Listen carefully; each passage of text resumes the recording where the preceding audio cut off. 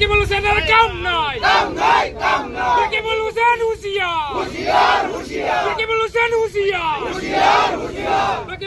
সামগুৰিত ৰকিবুল হুছেইনৰ প্ৰৱেশ নিষিদ্ধ কৰিছে সংখ্যালঘু ৰাইজে।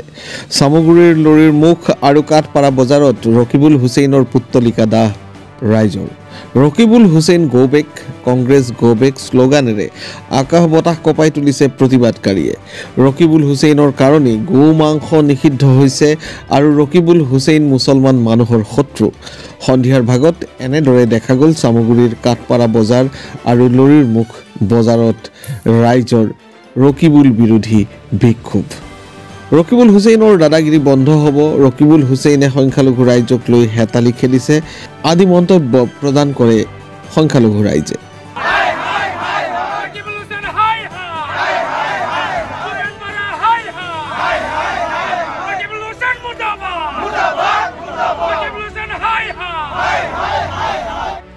আমাৰ সামগুৰি প্ৰাক্তন MLA বৰ্তমানৰ সাংসদ ৰকিবুল হোসেন ডাঙৰীয়া যি তেখেতসকলক আমি ৰকিবুল হোসেন ডাঙৰীয়াক আমি সকিয়নি কৰি দিছোঁ, ধৰ্ম বিৰোধী যাতে কোনো মন্তব্য নকৰে।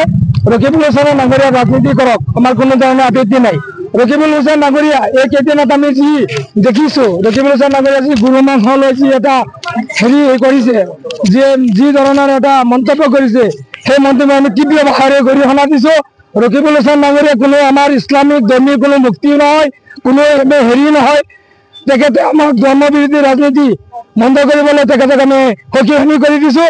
ৰকিবুল হোসেন ডাঙৰীয়া আপুনি ৰাজনীতি কৰক, আপুনি কোনো মুক্তি নহয়, আপুনি কোনো মুদ্দাশ্ৰী নহয়, আপুনি ৰাজনীতি কৰাৰ আমাৰ কোনো আপত্তি নাই। সামগুৰিৰ সমষ্টিৰ ৰাইজ সচেতন ৰাইজ, সামগুৰি সমষ্টিৰ ৰাইজে উন্নয়নৰ কাৰণে ভোট দিছে। আপোনাৰ ল'ৰা তানজুল হোসেন হাৰিছে কাৰণে আপুনি মুখেৰে যি আবল তাবল কৰি আছে, আমি এতিয়া কেতিয়া সহ্য নকৰোঁ। ৰকিবুল হোসেন ডাঙৰীয়া আপোনাক আমি ৰাইজৰ ফালে সকিয়নি দিছোঁ, আপুনি ৰাজনীতি কৰক। আৰু ইছলামিক লৈ আমাৰ ধৰ্মৰ কাৰণে বিভাজন নকৰিব।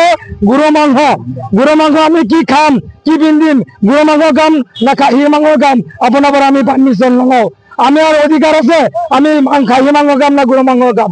আপুনি যি গৰু মাংস লৈ যি প্ৰতিক্ৰিয়া কৰি আছে, তাৰ কাৰণে আমি প্ৰতিক্ৰিয়া দিছোঁ, ৰাইজৰ ফালৰ পৰা আপোনাৰ হুঁচিয়াৰ কৰি দিছোঁ, এনেকুৱা মন্তব্য কোনোদিনা নকৰিব। ৰকিবুল হোসেন